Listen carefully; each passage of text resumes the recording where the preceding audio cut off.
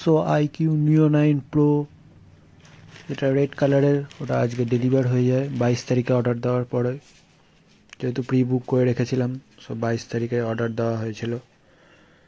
বক্সের প্যাকেজিং খুবই ভালো, আজকেই ডেলিভার হলো এবং সেটা আনবক্সিং এখন করছি।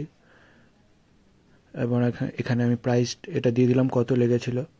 তো আমার অ্যাকচুয়ালি 5,000 টাকা ডিসকাউন্ট হয়েছে, কীভাবে হলো জানি না, অনলাইনে পেমেন্ট করেছিলাম। প্রি বুকিংয়ের জন্য 1,000 টাকা মাইনাস হলো কুপন, 1,000 টাকা কুপন। তো টোটাল আপনারা দেখতেই পেলেন, স্ক্রিনশট নিয়ে নেবেন পরে, 32,000 টাকার মতো পড়েছে। তো বক্সে ভেবেছিলাম এখানে কুল প্যাড দেবে, একটা লেখা ছিল প্রি বুকিং কাস্টমারদের জন্য, কিন্তু সেটা দেখতে পেলাম না কোথাও। এত বড় বক্স দিয়েছে বাট কিছু নেই। তো এটাই মেন হচ্ছে ফোনের বক্স। তো এটা তাড়াতাড়ি আনবক্সিং করে দেখা যাক ভেতরে কি কি আছে।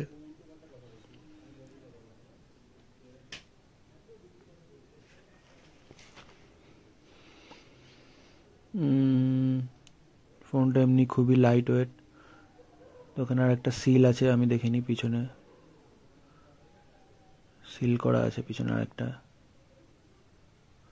1 2 3, এই যে ফোনটা বেরিয়ে এলো।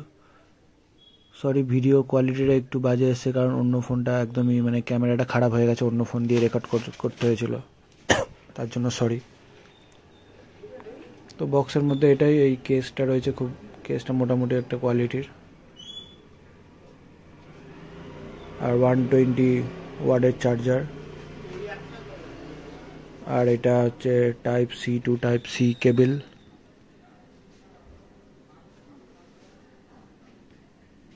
আর বক্সের মধ্যে সিম ইজেক্টার পিন ছিল, আর সেরকম কিছুই নেই বক্সে দেখানোর মতো। তো এই হলো একটা quick unboxing IQ Neo 9 Pro, 8GB 256GB ভেরিয়েন্টে। তো পরে ফোনটা আমি ছবি তুলে কিছু ভিডিও স্যাম্পল বা ক্যামেরা স্যাম্পল দেখাবো। ভিগান লেদার পিছনে ফিনিশ। এবার অন করবে, দেখব, ব্যাস এই তো চালু হয়ে গেছে। তো ভিডিও রিভিউ পরে আমি দেবো ফোনে কিছুদিন ইউজ করার পর। আপাতত এইটুকুই video. Thanks for watching, thank you.